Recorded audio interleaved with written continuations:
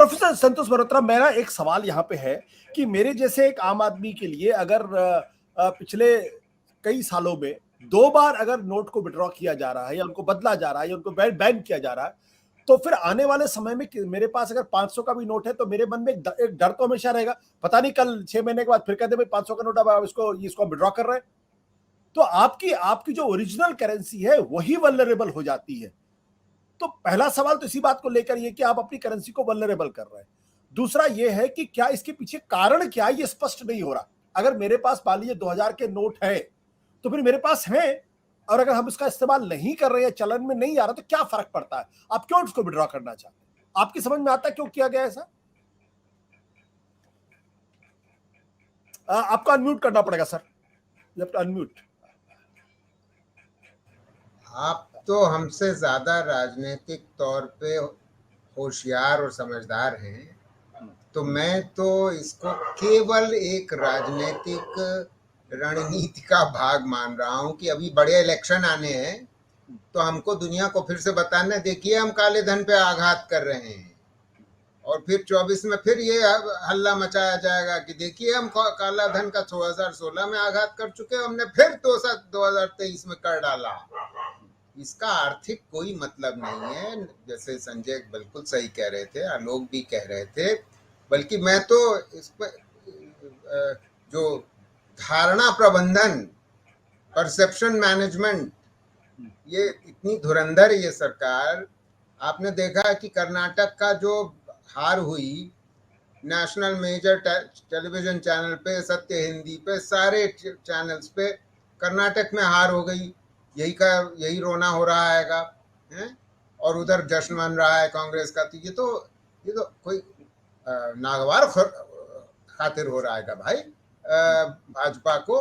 तो ध्यान भटकाना जरूरी है कि चलिए 2000 का हमने खत्म कर दिया, अब इस पे चर्चा होगी। अब मैं आज छठा शो है मेरा आज पिछले 5 घंटे में, अब आप समझ लीजिए तो क्या मजा आ रहा है लोगों को, सब अपनी धारणाएं बता रहे हैं।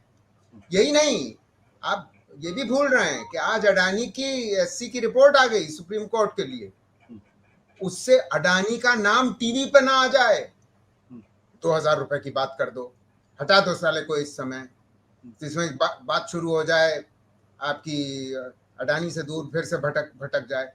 देखिए अब मैं अर्थशास्त्री की तरह से बात करता हूँ, अच्छा देखिए, बड़ी सीधी सी बात ये है कि जैसे आलोक ने बिल्कुल सही बताया, ये 90% तो 4-5 साल पुराने हो गए हैं, और ये वैसे भी आउट ऑफ सर्कुलेशन हो रहे थे।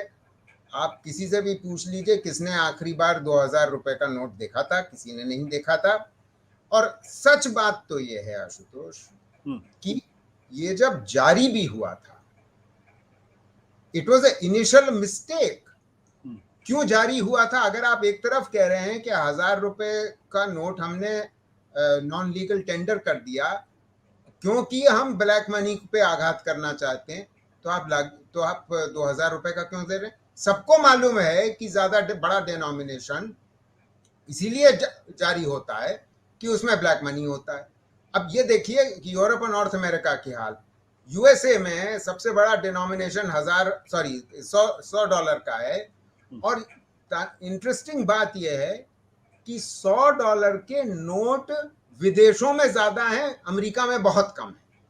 तो आप समझ रहे हैं कि ये $100 के नोट किस लिए इस्तेमाल हो रहे हैं, पहली बात। दूसरी बात, उसी तरीके से यूरोप ने भी 500 यूरो का शुरू में आया था, उसको रद्द कर दिया। तो कोई भी अक्लमंद देश इसको करता है, और अगर ये बात सही है कि 2018 में 7.3 लाख करोड़ रुपए के 2000 रुपए के नोट थे। The value of all notes of 2000 rupees was 7.3 lakh crore, और वो अब कम होकर के 3.6 लाख करोड़ हो गए हैंगे। अगर देखिए ये सारा है भी तो किसी को नहीं मालूम, यानी कि चीफ इकोनॉमिक एडवाइजर अभी हमको बता रहे थे किसी चैनल पे कि हमें भी नहीं मालूम भाई कि ये सर्कुलेशन में है कि सारे बैंकों के पास है कि आरबीआई के पास है, किसी को मालूम ही नहीं है। अब आप ऐसी स्थिति में इसको आप खत्म कर रहे हैं, तो वैसे ही it was practically non legal tender. अच्छा, जाहिर है भाजपा के सारे जो प्रवक्ता हैं वो बड़ी बातें कर रहे हैं, डिजिटल ट्रांजैक्शन इससे बढ़ेगा और बढ़ेगा, जैसे बढ़ गया था अब डिजिटल ट्रांजैक्शन और बढ़ेगा। अरे भाई, कौन सा गरीब आदमी 2000 रुपए का नोट लेकर के घूमता है, तो उसका डिजिटल ट्रांजैक्शन कौन सा बढ़ जाएगा? पहली बात। दूसरी बात, ये लोग मतलब डिजिटल ट्रांजैक्शन की ऐसी दुहाई आजकल सवेरे से शाम तक हम लोग को दी जाती है, लोग ये भूले हुए हैं कि हमारे देश में 2021 के आंकड़े बता रहे हैं कि 60 करोड़ स्मार्टफोन हैं केवल। हमारे देश की जनता क्या है? 140 करोड़।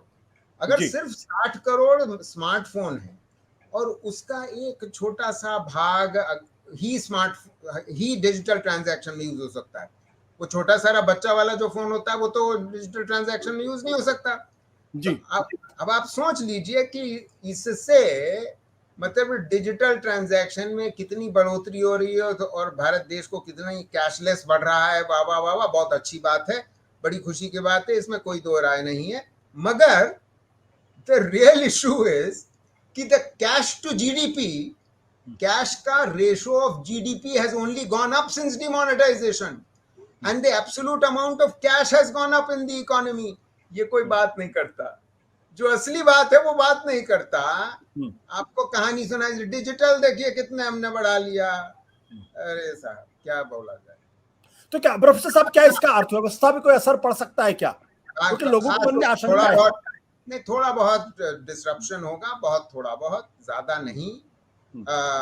ये पूरा बिल्कुल अर्थव्यवस्था पे असर नहीं होगा भाई। अगर 10.8% इसकी वैल्यू है तो कैसे असर पड़ सकता है? सत्य हिंदी का ऐप डाउनलोड करें गूगल प्ले स्टोर पर।